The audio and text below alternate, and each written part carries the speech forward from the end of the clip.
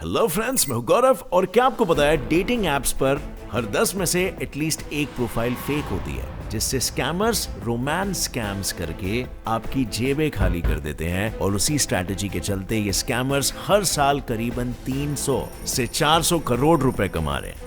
अब जब बात स्कैम्स की हो ही रही है तो कोई भला एशली मैडिसन डेटिंग ऐप के स्कैम की कहानी को कैसे भूल सकता है। जी हाँ, ये वही ऐप है जिसके यूजर्स के पर्सनल डेटा चोरी हो गए थे और अगले ही दिन वो डार्क वेब पर नजर आने लगे। अब आपको क्या लगता है, क्या इस स्कैम के पीछे खुद कंपनी का ही हाथ है या फिर जेन्युइनली किसी और का था? वेल, वो तो आप जानोगे ही, बट क्या आप मानोगे इफ मैं आपको कहूं कि लमोर डेटिंग ऐप जिसके गूगल प्ले स्टोर पे 4.2 स्टार्स थे और 10 मिलियन प्लस डाउनलोड्स थे, वो ऐप दरअसल फेक था। असल में इस एप्लीकेशन में लड़के लड़कियों से नहीं बल्कि बॉट्स से बातें करते थे और इस ऐप का मेन टारगेट था इंडियंस। और वो क्यों था वो भी आपको शायद पता होगा, समझ गए होंगे। मगर इंडिया में हर तीसरे इंसान के फोन में डेटिंग एप्स होते हैं, शायद आपके भी होंगे। लेकिन इस बात का क्या ही भरोसा है कि ऐसे स्कैम्स आपके साथ नहीं हो रहे होंगे। अगर जानना चाहते हो कि कैसे बचा जाए इन झोलर लोगों के स्कैम से, तो देखो आज का ये वीडियो अंत तक, क्योंकि ये आपको बहुत ही काम में आने वाला है। So let us get on with today's video titled Dating App Scams। अब अगर आप सोच रहे होंगे कि इन स्कैम्स के बारे में क्यों सुनना है, तो भैया इनके बारे में सुनना जरूरी है क्योंकि ये स्कैम्स दिन ब दिन दिल्ली के पोल्यूशन की तरफ बढ़ते जा रहे हैं। पर फिर भी इस विषय पे ना ही कहीं कोई अवेयरनेस है और ना ही किसी को घंटा फर्क पड़ता है। बट डिड यू नो कि ये स्कैम्स आपकी लाइफ तक बिगाड़ सकते हैं? और मेरी कही इस बात की गहराई और दर्द दोनों सिर्फ एशली मैडिसन, जो कि एक कैनेडियन डेटिंग ऐप है, उनके यूजर्स से ही आप समझ सकते हो। दरअसल बात जुलाई 2015 की थी, जब एशली मैडिसन ऐप के यूजर्स के real names, home addresses, search history, credit card transactions और ईमेल आईडीज जैसे सभी पर्सनल इंफॉर्मेशन के डेटा द इम्पैक्ट टीम करके एक ग्रुप ने हैक कर लिए थे। और द इम्पैक्ट टीम ने सिर्फ उन डेटास को हैक ही नहीं किया, बल्कि उस डेटा को डार्क वेब के साइट्स पे बेच भी दिया था। अब जिसे ना पता हो उन्हें बता दूं कि डार्क वेब इंटरनेट पे छुपी हुई एक ऐसी जगह है जहां उन इंफॉर्मेशन की ट्रेडिंग के साथ साथ और भी कई सारे एक्सट्रीम क्राइम्स होते हैं। इतना ही नहीं, डार्क वेब में 50,000 एक्सट्रीमिस्ट टेररिस्ट ग्रुप्स ऑलरेडी मौजूद है जो इन इंफॉर्मेशन को बाय कर खुद की एक फेक आइडेंटिटी भी बना सकते हैं। एंड इन केस अगर उन लोगों ने आपकी आइडेंटिटी से कोई क्राइम कमिट किया तो पुलिस रिकॉर्ड्स और अरेस्ट वारंट में नाम उनका नहीं बल्कि आपका होगा, मेरे नंद गोपाल। किंतु यह सिर्फ इकलौती ऐसी इंटरनेट की जगह नहीं है जहां डेटा को बेचा जा रहा है। इसके अलावा दुनिया भर में 40,000 डेटा ब्रोकरिंग कंपनीज है जो आपके पर्सनल डेटा को कलेक्ट करती है। और यही वजह है कि आज ये डेटा मार्केटिंग इंडस्ट्री पूरे 15 लाख करोड़ की बन चुकी है। हालांकि इस डेटा को हैक या कहो चोरी करने के लिए प्रोफेशनल टीम्स की जरूरत पड़ती है। और जो लोग ऐसे कामों में प्रोफेशनल नहीं होते हैं, वो लोग अपनी मीठी मीठी बातों से पैसे निकलवाने में एक्सपर्ट होते हैं। नहीं समझे? मैं समझाता हूँ ना। एक्चुअली 2020 में एक अमेरिकन ने अपने ऊपर हुए स्कैम को पब्लिकली बताया था। उसने कहा कि उसे डेटिंग ऐप में एक लड़की मिली थी जिसके साथ उसने कई दिनों तक बातें की और धीरे धीरे उनके बीच बॉन्डिंग स्ट्रॉन्ग होने लगी। और फिर एक दिन उस लड़की ने उस आदमी से उसकी अश्लील पिक्चरें भेजने की रिक्वेस्ट की। अब क्योंकि उस आदमी को उस लड़की से प्यार हो गया था तो उसने इमेजेस सेंड कर दी। पर इमेजेस शेयर करने के कुछ ही पल बाद उसे एक धमकी भरा मैसेज मिला जिसमें लिखा हुआ था कि वो जिस लड़की से बातें कर रहा था वो माइनर है और मैं उसका पिता बोल रहा हूँ। और साथ ही में उस मैसेज में लिखा था कि अगर उसने जल्दी से जल्दी 45,300 रुपीस नहीं भेजे तो वो उस अमेरिकन पे केस कर देगा, in charge of sending a child intimate images.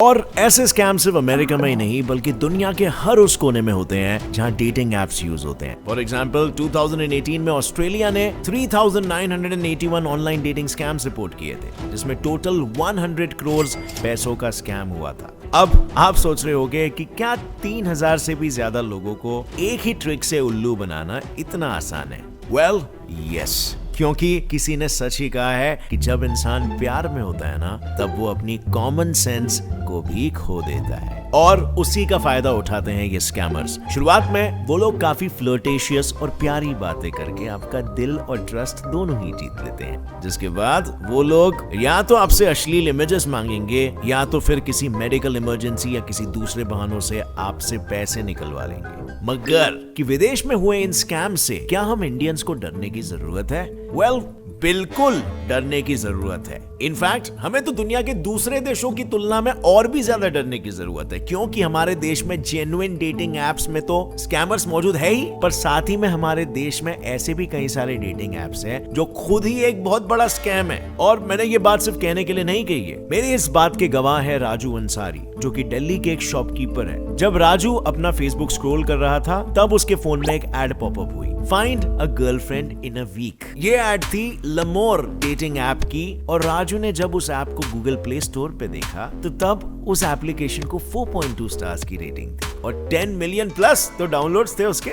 In fact उस वक्त लमोर टॉप ग्रॉसिंग एप्स की लिस्ट में 6th पोजीशन पे आ रही थी, और इसीलिए राजू ने बिना कुछ सोचे समझे इंस्टेंटली वो ऐप डाउनलोड कर लिया। फिर तो जैसे ही उसने ऐप ओपन किया वैसे ही उसे एक से बढ़कर एक खूबसूरत लड़कियों के पिक्स दिखने लगे, जिसमें से इफ किसी एक लड़की का भी उसे अगर मैसेज आ जाता तो वो खुद को कम खुश नसीब नहीं समझता। बट टू हिज सरप्राइज उसको एक नहीं बल्कि कई सारी लड़कियों के मैसेजेस आने लगे, जिसमें लिखा हुआ था, मैंने आज से पहले कभी किसी से बात नहीं की, डेटिंग एप्स पर आप मेरे पहले हो, Are you the one I'm looking for? Say something, say. उन मैसेजेस को पढ़कर उसे हर मैसेज का रिप्लाई देना था, पर बस दिक्कत एक ही थी कि रिप्लाई देने के लिए उसे सब्सक्रिप्शन बाय करने की जरूरत थी, जिसके चार्जेस कुछ ऐसे थे। उसने सब्सक्रिप्शन को तो इंस्टेंटली बाय कर लिया, क्योंकि भाई हवस में डूबा इंसान और क्या ही करेगा। बट पेमेंट करते ही वो मैसेजेस आने बंद हो गए, एंड स्ट्रेंजली अब उसे continuously voice calls and video calls आने लगे। अब उन्हें अटेंड करने के लिए उसे 350 रुपीज पर मंथ का न्यू सब्सक्रिप्शन बाय करने को कहा जाता है। और वो बात पता चलते ही राजू ने गूगल पे लमोर के रिव्यूज देखे, जहां लिखा था इट्स फेक। अब मैं आपको बता दूं कि इस ऐप ने इंडिया में सिर्फ राजू को ही नहीं बल्कि 14 मिलियन से ज्यादा लोगों को इसी सेम ट्रिक से उल्लू बनाया था। और सबसे हैरानी की बात तो यह है कि सेंसर टावर के 2019 के रिपोर्ट्स के हिसाब से उस वक्त लमोर इंडिया का मोस्ट डाउनलोडेड डेटिंग ऐप था, जिसने टिंडर जैसे ऐप को भी पीछे छोड़ दिया था। लेकिन सीन कुछ ऐसा था कि लमोर और इसके जैसे दूसरे फेक डेटिंग ऐप्स ज्यादातर सिर्फ इंडियन मर्दों को ही टारगेट कर रहे थे। अब आपके मन में डेफिनेटली ये सवाल आएगा कि ऐसा क्यों? वेल, इसका जवाब जानने से पहले हम देख लेते हैं कि इस ढोंग के पिटारे का करता धरता साला कौन था। अब ये जान के आपको ताजुब तो नहीं होगा, मगर लमोर और इसके अलावा भारत के दूसरे भी कई और फेक डेटिंग एप्स को बनाने वाला और कोई नहीं बल्कि चाइना था। वो इसीलिए क्योंकि उन्हें मालूम था कि इंडिया में जितना स्कोप चाइनीज क्रैकर्स और लाइटिंग्स का है ना, उससे कहीं ज्यादा स्कोप इन डेटिंग एप्स का है। और इसके पीछे 2 रीजंस हैं। पहला, डिप्रेशन। दरअसल WHO का कहना है कि पूरी दुनिया में Bharat second most depressed country है आफ्टर चाइना, और इस आंकड़े में सबसे ज्यादा शामिल होते हैं भारतीय मर्द। दरअसल भारत में बेरोजगारी, मेंटल ट्रॉमा, अब्यूज, सोशल नजरिया और घर की जिम्मेदारी जैसे कई सारे ऐसे रीजंस हैं जिसके बारे में मर्द बात करना चाहते हैं, पर उन्हें डर लगा रहता है कि वो इन सारी बातों को किसी से कहेंगे तो लोग उन्हें कमजोर समझेंगे, और फिर वही बात या टेंशन आगे चल के डिप्रेशन में बदल जाता है। ऐसे में फिर डिप्रेशन से पीड़ित इंसान को सिर्फ किसी का साथ चाहिए होता है, और ऐसे ही लोगों को टारगेट बनाना कहीं ज्यादा आसान हो जाता है इन स्कैमर्स के लिए। इसके अलावा स्कैमर्स को यह भी पता होता है कि सारे मर्द नेचुरली डेटिंग ऐप में आ जाते हैं in search of their partners, जबकि विमेन को मार्केटिंग स्ट्रेटेजीज अपना कर लाना पड़ता है। फॉर एग्जांपल, टिंडर में फिलहाल 66 मिलियन यूजर्स है, जिसमें से 78.1% मेन है और सिर्फ 21.9% ही विमेन है। अब ये डिफरेंस इतना बड़ा एक टेस्टोस्टेरोन नाम के हार्मोन की वजह से बनता है, जहां टेस्टोस्टेरोन और कुछ नहीं बल्कि मेल सेक्स हार्मोन है, जो वैसे तो दोनों जेंडर्स के बॉडी में नेचुरली प्रोड्यूस होता है after the age of puberty, और ये हार्मोन सेक्स ड्राइव को रेगुलेट करता है। अब ऑफ कोर्स ये हार्मोन्स मेल्स में ज्यादा पाया जाता है एज कंपेयर टू फीमेल्स, जिसे समझने के लिए आप ये टेबल भी देख सकते हो। अब जैसे कि आपने देखा कि जहां 19 इयर्स एंड अबव मेल्स की बॉडी में ये हार्मोन 265 से 923 नैनोग्राम्स पर डेसीलीटर अमाउंट में पाया जाता है, वहीं फीमेल्स में इस हार्मोन की मात्रा केवल 15 से 70 नैनोग्राम्स पर डेसीलीटर की होती है। और यही बढ़ते हुए हार्मोन्स हॉर्मोन्स मेल्स में सेक्स ड्राइव को ज्यादा एक्टिवेट करते हैं, जिसकी वजह से ज्यादातर मेल्स अपने पार्टनर की तलाश में नेचुरली निकल जाते हैं, जिसका फायदा उठाते हैं लमोर जैसे fake dating apps by sending you such messages। पर जहां इंडिया में लड़कों को फेसबुक और इंस्टाग्राम में हाय तक का रिप्लाई नहीं मिलता, उन्हें डेटिंग एप्स में लड़कियों से ऐसे मैसेजेस कैसे मिल सकते हैं? जी हाँ, आपने बिल्कुल सही समझा, ये मैसेज एक ट्रैप है। I mean to say, मीठी छोरी से किया जा रहा है हलाल। रियलिटी में ये मैसेजेस कोई लड़की नहीं बल्कि कंप्यूटर्स बॉट्स कर रहे होते हैं और राजू अंसारी जैसे लोगों की फांस रहे होते हैं। और जिन लोगों को नहीं पता कि बॉट्स क्या होते हैं, तो बॉट्स इंटरनेट का एक ऑटोनॉमस प्रोग्राम है जो अपने फिक्स्ड एल्गोरिदम की मदद से यूजर्स और सिस्टम्स के साथ इंटरैक्ट कर सकता है, जस्ट लाइक अ रोबोट।